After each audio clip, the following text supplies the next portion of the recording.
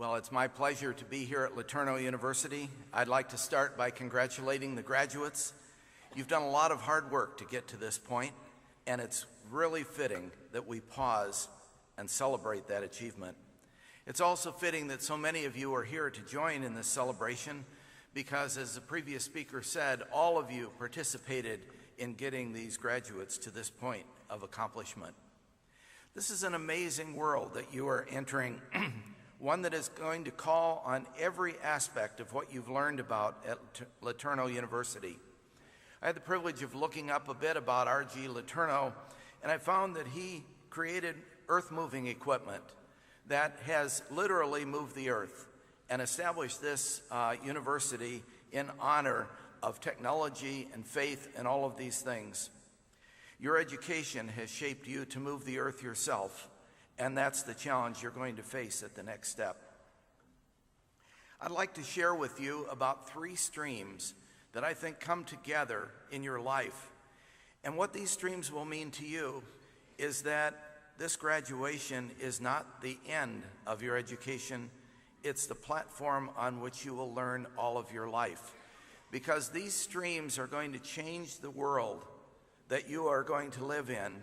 You will be an agent of that change. And I want to show you how these 3 streams fit together. The first is technology, the second is our institutions, and the third is our faith. Let me try and bring these together. For technology, I'd like to start about 50 years ago, about the time I graduated. There was a man named Gordon Moore, and he was the co-founder of Intel Corporation. And he made this prediction that the number of transistors on a chip would double every 18 months to 2 years. Now you might say, is that a law of physics? No. A law of society? No. It was a law of inspiration and objectives, and it has driven Intel to continue to produce more powerful and faster chips every year. This means that the computer you buy next year will be cheaper and faster than the one you own now. So what, you say? Well, when I was at Boeing, I used to remind people that this profound effect, this doubling, is incredible in what it can do. Suppose air travel had followed this path over the last 50 years. 50 years ago, the round trip from Dallas to Seattle, which cost about $500 and took 10 hours, today that trip would cost 6 cents and take 37 seconds. Now, the first thing you might think about is, I could go to Seattle more often. It's a fun place to go. But then you'd realize that it changes everything, because that's cheaper and faster than any commute that you would ever have, even down the street. Of course, this didn't happen to air travel, but it is happening in technology, and it's this powerful force that gives rise over and over again to surprises that profoundly change our world. Think back with me a few years ago. 35 years ago, Ken Olsen, the founder of Digital Equipment Corporation, famously said, "There is no reason anyone would want a computer in their home." 20 years ago, Bill Gates dismissed the role of the internet in the first edition of his book, The Road Ahead. It wouldn't be important. Few of us had mobile phones 10 years ago, and those we had were the size of a brick. 10 years ago, there were almost no portable GPS devices.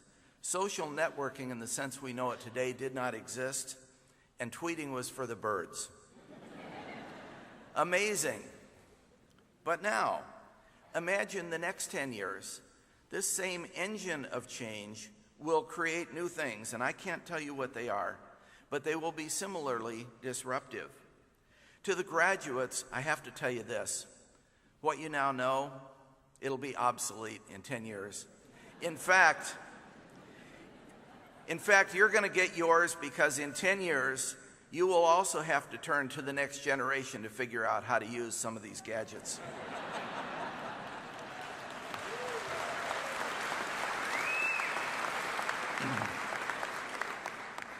But you know, it's not about gadgets. In my second stream, I want to talk to you about what happens to institutions. At Boeing, I had a wonderful job. It was to look at technology on the one hand, Look at what Boeing was trying to accomplish on the other hand, and try to stitch those two together. And I'd like to give you one example. Early on in airplane design, they would make a model and put it in the wind tunnel and see how it performed, and they'd tweak it and put it back in the wind tunnel. And about 20 years ago, we reversed that process. You could put a model on the computer and you could try things out, and you could test it and you could improve it, and finally at the end, you'd use the wind tunnel. But then we came up with this idea. Why try a model and see what it does? Why not put in the objectives of the performance and ask the computer to give us a design? I remember when we first demonstrated this could work, and we went to a group of engineers and they said, you know, we tried that 10 years ago, it didn't work. I said, yeah, but the world is completely different. What you failed on 10 years ago is irrelevant, because what was infeasible then is feasible now. You know, as human beings, we're not very good at this. We've learned about the brain, and we know that we do a lot of good pattern matching, but we're not used to the idea of saying something that didn't work then now works. Get used to it, because this gets played out over and over again. I'd like you to think about some industries, some information-based industries, books, music, movies, newspapers. The underlying technology changes in these businesses have left the business model completely in shambles in all of these areas. If you had graduated 15 years ago, you might have taken a position with one of these innovative new companies, Blockbuster or Borders. I don't care how hard you worked, you would be out of a position today because those companies were eaten by technology. Of the 1.2 million titles of books published in 2011, 78% were self-published, many available electronically. What's the role of the bookstore, the publisher, the bookbinder? I know many of you are concerned about the outsourcing of jobs, but let me tell you, futurist Prabhu Gupta estimated that 10 times more jobs are lost to technology than are lost to export. We're right now in the midst of a jobless recovery. Market indicators of company values suggest recovery, but the unemployment is still high. That's the nature of what technology has done to these institutions. And businesses large and small are challenged in this area. You will be a part of helping whatever institution you go to work for sort out how to connect this changing technology with this institution. We also need, though, to talk about what this does to people. I recently attended a conference on the campus of Microsoft, and a futurist speaker laid out the agenda for technology over the next 10 years. It was a beautiful dream of seamless communication and connection. And then he had a respondent, an executive from Google. And I wrote down his words because they were really profound. He said, "You have described my world. Last week I was in a meeting with my iPad open to a window in China and a window in Europe. All of my staff was sitting there with their mobile devices open. Some were instant messaging with those in other parts of the world. Our pace was frantic and difficult. We got a lot done. But when I got home, I couldn't even talk to my wife or watch television. I'm constantly wired." Psychologists confirm that people have shorter attention spans and more difficulty with relationships because of this pace. This will affect everyone around you and all of the institutions.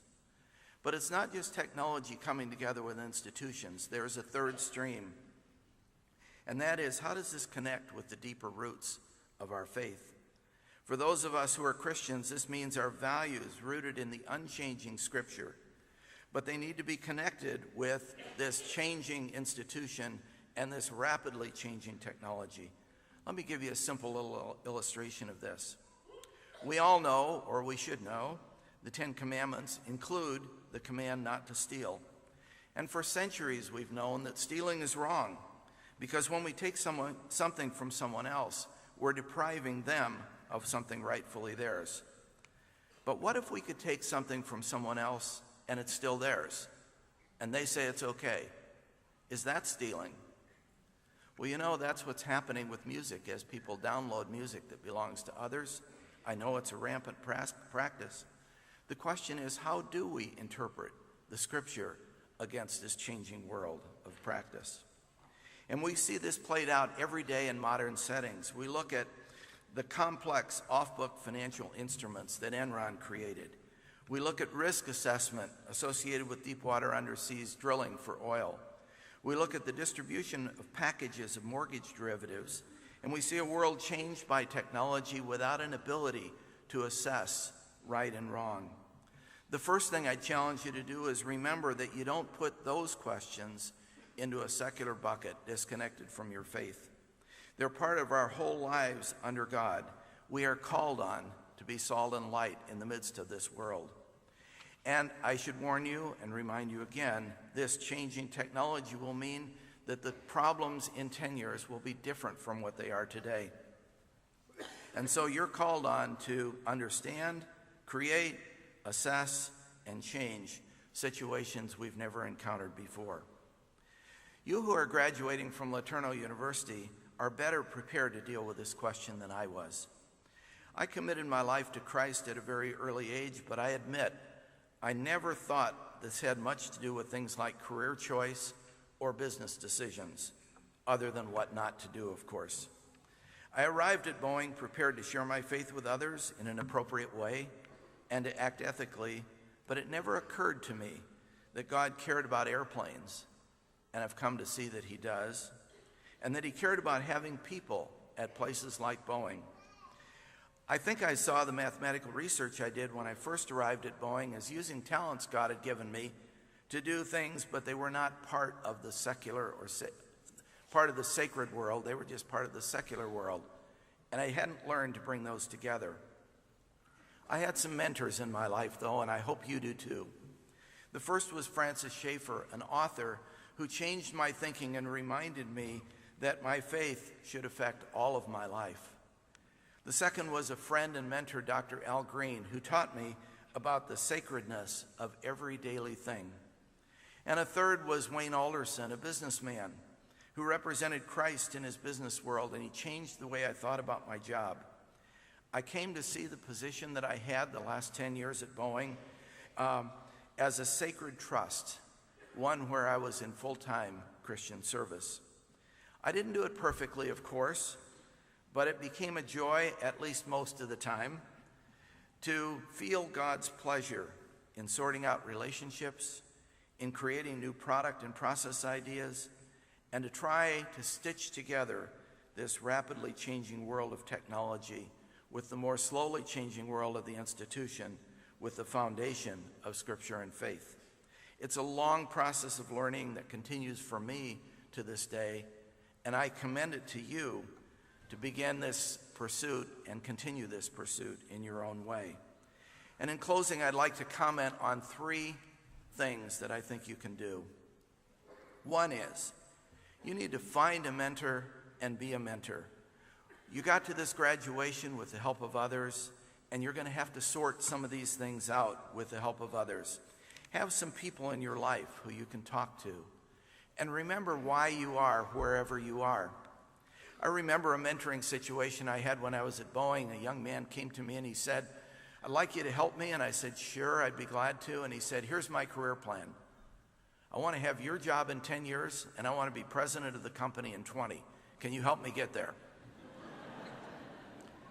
And I said, "What is it that you want to do?" And he said, "What do you mean? I just told you." I said, "No, you didn't tell me. You told me about titles. You didn't tell me what you wanted to do. A career is about aspiring to do things under Christ's lordship in a way that brings value to others. Let the titles follow." It was a hard lesson for him. Secondly, keep developing what it means to acknowledge God in all of your life. Keep in mind what Paul said to the Colossians: "Whatever you do, work at it with all your heart as working for the Lord and not for human masters. It is the Lord Christ you are serving." Don't segment your work into a secular bucket, but keep life as a whole. That's really what integrity is all about. This may be obvious to you coming from LeTourneau, but it's not obvious, and we don't stitch this together very well. Let me give you another incident. A friend told me about a group of young Christians in his town who asked him to help them preserve the 10 Commandments on the Capitol building. They were going to be removed in the name of separation of church and state. He paused and he said, "Before I agree to help you, please tell me what the 10 Commandments say."